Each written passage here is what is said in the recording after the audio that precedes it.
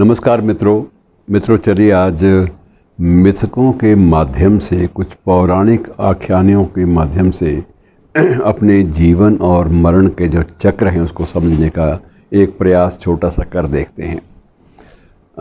कहानी शुरू होती है, अगर समझ ना हो तो, अगर बहुत गहरे विषय को ठीक ठाक सतह पर आकर समझना हो तो कहानी शुरू करते हैं हम लोग शंकराचार्य से। शंकराचार्य का जो काल है वो लगभग 1200 वर्ष पहले का है। ये निश्चित है, ये इतिहास इस बात का साक्षी है कि शंकराचार्य जिस युग में हुए थे वह अब से लगभग 1200 वर्ष पहले की बात है।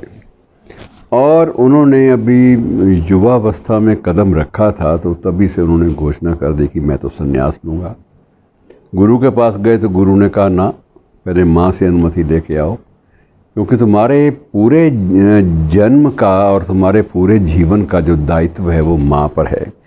अनुमति नहीं लाओगे तो तुम मोह माया से मुक्त नहीं हो पाओगे और ना माँ कभी मुक्त हो पाएगी। इसलिए पहले अनुमति लेकर आओ और उसके बाद मैं तुम्हें संन्यास की दीक्षा दे दूँगा।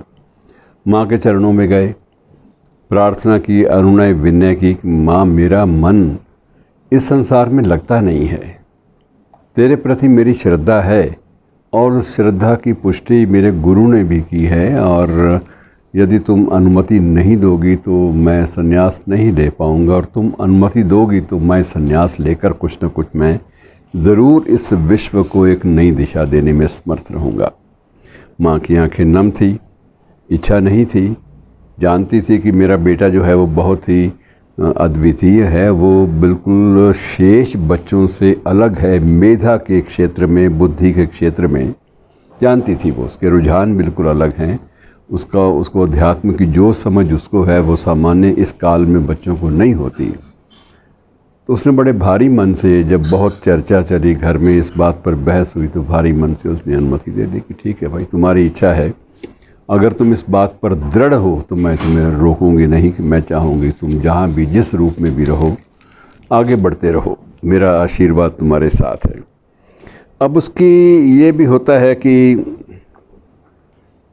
संन्यास हिंदू धर्म में जब लिया जाता है तो जो गृहस्थ आश्रम से आया व्यक्ति है या संन्यास से पूर्व की जो अवस्था है उससे पूरी तरह से वो तिलांजलि लेनी पड़ती है।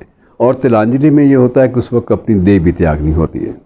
अब देह त्याग का मतलब आप जो मर्ज़ी निकालिए लेकिन उसको विधि पूर्वक वो सारे विधान पूरे करने होते हैं जो मृत्यु के बाद किए जाते हैं। मसलन पिंडदान उसको स्वयं करना पड़ता है, अपना ही पिंडदान, अपना ही श्राद्ध भी स्वयं करना पड़ता है, ताकि वो सारे सांसारिक चक्रों से मुक्त हो जाए और अपना ही पिंडदान, अपना ही श्राद्ध करने के बाद वो गुरु के चरणों में चला जाता है कि महाराज मैं सांसारिक कामों से मुक्त हो आया हूँ और मेरी जो गति है वो भी हो चुकी है, मैंने जितने भी विधि विधान थे इस जन्म के वो पूरे कर दिए हैं और अब मुझे अपनी शरण में लीजिए, मुझे दीक्षा दीजिए। दीक्षा का क्रम उसके बाद शुरू होता है और उसके बाद गुरु उसको अपने ढंग से शिक्षा देते हैं और नाम तक बदला जाता है कि जो माता पिता ने जो नाम दिया था वो नाम नहीं रहता और नाम भी नया जो गुरु देता है वही नाम साथ में जुड़ जाता है और गुरु को ही माता, गुरु को ही पिता माना जाता है। एक सन्यासी के लिए अनिवार्य है कि माँ पिता ये सब संबंध जो हैं वो गुरु तक सीमित हो जाते हैं। तो इस प्रकार शंकराचार्य ने एक सन्यासी के रूप में मुक्ति तो पा ली जीवन के सारे व्यवधानों से, लेकिन उस वक्त माँ ने एक शर्त रखी थी जो उनको बार बार उनके गुरु ने भी याद कराई। माँ ने शर्त रखी थी कि मैंने तुम्हें अनुमति तो दे दी, लेकिन एक बात का मुझसे वादा करो कि जब मैं देह छोड़ूंगी तो मेरी अंतिम क्रिया तुम अपने हाथ से करो।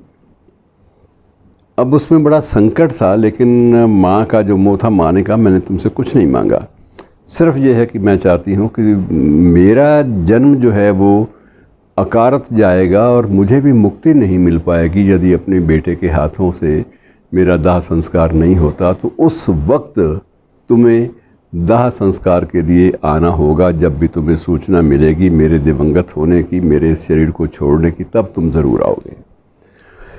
शंकराचार्य के सामने ये बड़ा पेचीदा प्रश्न था। उन्होंने गुरु से भी प्रश्न किया तो गुरु ने कहा कि इसमें अगर एक शर्त माँ ने रखी है तो वो उसे स्वीकार कर लेनी चाहिए, लेकिन क्योंकि ये शर्त जो है इसका कोई काल खंड नहीं है, हो सकता है कि माँ के दिवंगत होने से पहले सन्यासी स्वयं चला जाए इस संसार से, क्या पता लगता है। इसलिए ये सब चीज़ें अनिश्चित हैं और तुमने अगर कोई संकल्प लिया है तो इस बात का एक ध्यान रखना कि जब कभी ऐसी चुनौती, ऐसा समय सामने आए उसको स्वीकार कर लेना। एक सीधी सी बात ये है। और उस वक्त नव दीक्षित शंकराचार्य ने अपने गुरु से एक और प्रश्न किया कि गुरुदेव, एक प्रश्न मुझे ये समझ में नहीं आता कि जब आप अंतिम संस्कार मेरे भी सारे करवा रहे हैं मुझसे, मैं अपना श्राद्ध भी कर रहा हूँ, तर्पण कर रहा हूँ, सारा कुछ कर रहा हूँ, तो क्या ये शरीर को, इसको भी पांचों तत्वों में मिलाना ये ज़रूरी नहीं होता? क्या मुझे ये नहीं चाहिए कि मेरा शव जो है, मेरा जो जीते जी जो शरीर है, एक मानवीय शरीर, उसको भी जला दिया जाए? तो गुरु ने कहा कि नहीं, ऐसा नहीं होता। कि जब सन्यास में तुम दीक्षित हो गए तो तुम में इतनी ऊर्जा का ज्ञान, इतनी अग्नि भर गई है कि उस अग्नि से तुम्हारा जो अग्नि तत्व है 5 तत्वों में से वो तो पूरा हो गया। उसने तुम्हारा सारा शरीर जो है, इस सांसारिक जो शरीर है वो तो सारा का सारा भस्म कर दिया। जो तुम्हारा सांसारिक अस्तित्व है उसे तुम्हारे ज्ञान की लपकती हुई अग्नि ने आत्मसात कर लिया। और बाकी जो तत्व जितने भी हैं, वो शरीर के बाकी तत्व जब तुम तप करोगे, तपस्या में जब लीन होवोगे, तो हवा के साथ हवा अपना तत्व ले जाएगी, तेज के साथ तेज ले जाएगा, आकाश के साथ आकाश तत्व मिल जाएगा, और तुम पांचों तत्वों को विलीन कर चुके होगे जब तुम अपनी साधना पूरी करोगे। और तुम्हें संसार में आने का जब एक सन्यासी के रूप में अवसर मिलेगा, उस वक्त तुम इन पांचों तत्वों से मुक्त होवोगे। यही एक प्रावधान है। और मित्रों, इस कहानी को लेकर हम समझते हैं कि ये हिंदू धर्म की एक व्याख्या हमारे सामने आती है। और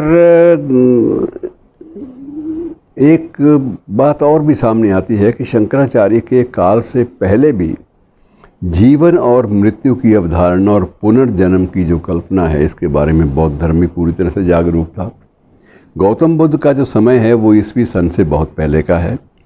अर्थात जो पुनर्जन्म की जो भी कथा है और संन्यास लेने की, संन्यस्त होने की, दीक्षा लेने की जो बौद्ध धर्म में व्यवस्था है, वो भी लगभग इसी से मेल खाती है और उसी प्रकार से दीक्षा दी जाती है जैसे कि हिंदू धर्म में एक सन्यासी को दीक्षा दी जाती है। अंतर सिर्फ ये होता है कि बुद्ध धर्म में पहली भिक्षा जो है वो जाकर माँ से लेनी होती है। उसमें एक शर्त ये होती है कि जब भिक्षा लेने जाओगे एक सन्यासी के रूप में, तो पहली भिक्षा माँ से लोगे। और दूसरी उसमें यह भी होता है कि यदि तुम विवाह संस्कार के बाद तुमने संन्यास लिया है तो तुम जो पहली जो भिक्षा है वो अपनी पत्नी से लोगे। जैसे गौतम बुद्ध ने यशोधरा से जाकर भिक्षानुदेही जब भिक्षा मांगी तो यशोधरा ने राहुल को, बच्चे को, उनकी गोद में समेत दे दिया कि ये भिक्षा मेरी ओर से यही है। और गौतम उस वक्त अपने संयम पे बड़ा मुश्किल से काबू रख पाए थे, लेकिन उन्होंने राहुल के सिर पर हाथ फेरा, उसको आशीर्वाद दिया और उसको दोबारा माँ की गोद में दे दिया और उसके बाद चले गए। लेकिन ये कुछ परंपराएं हैं जो हिंदू धर्म में चर्चा का विषय भी रही हैं, चिंतन का विषय भी रही हैं। और इन्हीं चीज़ों का, इसी पुनर्जन्म की अवधारणा का बाद में बौद्ध धर्म में भी और उसके बाद जैन धर्म में भी, कई अन्य धर्मों में इसका उल्लेख होता रहा है।